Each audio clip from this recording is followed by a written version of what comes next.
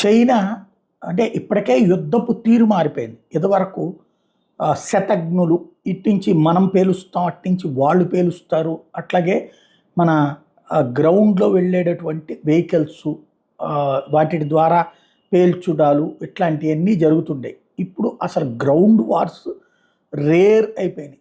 ఎక్కువగా air strikes, drone strikes ఇట్లాగా modern warfare అనేటటువంటిది రూట్ మారిపోయింది. ఈవెన్ సైబర్ అటాకింగ్ సిస్టమ్ కూడా తయారైపోయింది. అట్లాగే యూఏవీస్ రంగంలోకి వచ్చేసినాయి. అంటే మనిషితో సంబంధం లేకుండా అవతల విధ్వంసం సృష్టించేది. అందుకని చనిపోయే వాళ్ళ సంఖ్య కూడా తక్కువ ఉంటుంది. ఆస్తుల ధ్వంసం ఎక్కువ ఉంటుంది. రష్యా ఉక్రెయిన్ వార్ దానికి సజీవమైనటువంటి సాక్ష్యం.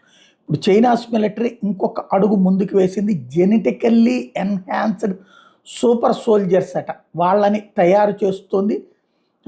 మాజీ అమెరికా అధ్యక్షుడు, అమెరికాకి సంబంధించినటువంటి ఇంటెలిజెన్స్ ఆఫీసర్